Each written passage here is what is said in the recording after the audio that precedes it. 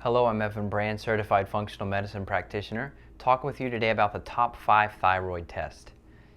If you go to your conventional doctor, they'll likely run some thyroid test on you. This is pretty standard of care, but most of the time you're probably only going to get a few of these. Maybe TSH, which is sort of the standard thyroid hormone measurement they're going to look for.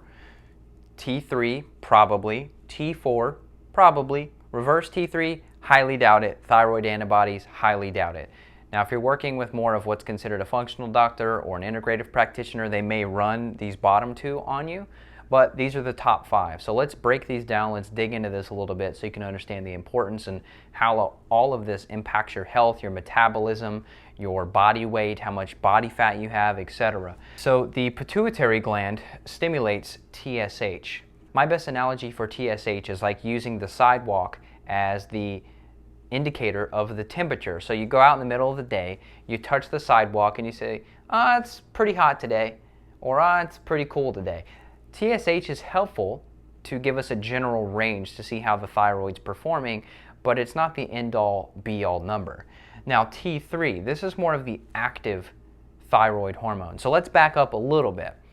When you see T, and you see T3, you see T4, what that means is you have 3 molecules of iodine or 4 molecules of iodine combined with tyrosine. What I wrote here, the note was that it's 4 times the metabolic strength of T4. So what that means is your metabolism, think of your metabolism as this furnace. It's churning and burning and everything's just moving along. Your metabolism's healthy. You're not storing too much body fat. Now let's say you have some nutritional deficiencies. You're not getting enough naturally occurring iodine. Let's say you're not doing a sea salt. Let's say that you're not doing any type of like seaweeds or kelps or anything like that, and you get diagnosed with hypothyroidism.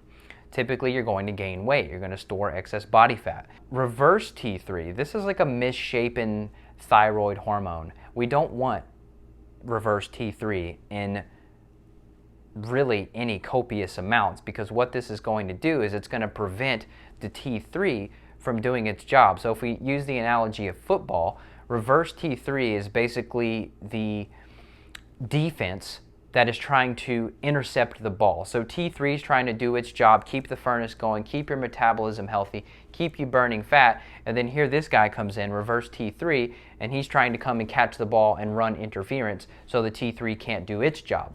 You know, reverse T3, the problem with it is that it does not stimulate the metabolism at all.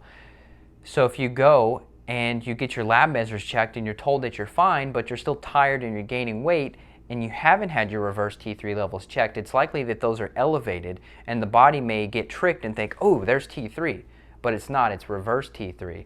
And so the metabolism is doing nothing. It's like you're stuck in neutral revving the engine, you're not gonna go anywhere, right? Then lastly down here we have Tpo antibodies. So mainly I look at these on lab tests for patients that I'm concerned that may have Hashimoto's disease, which is an autoimmune thyroid condition.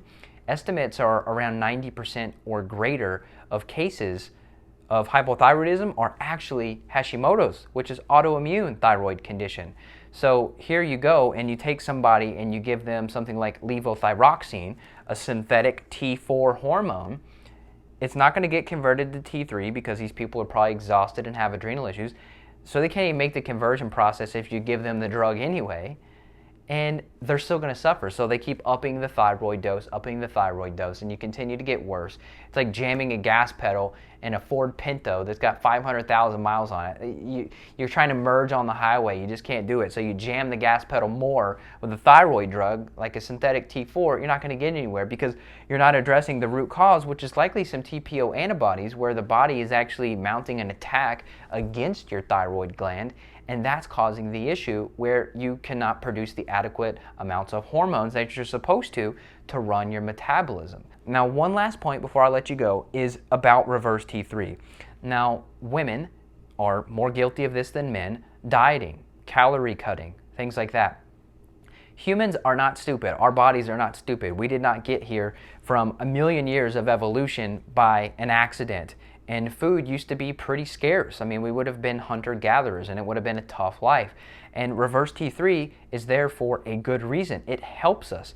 So like I mentioned, it doesn't stimulate the metabolism. That's exactly what you want if you're in the Serengeti and you haven't seen a lion or other big mammal run by in a week and you're starving. You better hope that your reverse T3 levels go up so that your metabolism doesn't burn off everything that you're storing. So reverse T3 is a safety mechanism, but it's engaged by accident when people are doing starvation diets. They're calorie counting, they're calorie cutting, they're eating those silly 100 calorie packs of pudding and pretzels, which is high fructose corn syrup and genetically modified wheat and artificial flavors and MSG and who knows what else. So don't diet, don't calorie cut, eat real food, prevent the reverse T3 from skyrocketing so that you can actually get your T3, your furnace, your active hormone working, and then you can burn the body fat. If you have more questions about your thyroid, how you can fix it and support it naturally, you can schedule a 15-minute free call with myself by clicking on screen or below, and I look forward to talking with you soon. This is Evan Brand signing out. Take care. Bye-bye.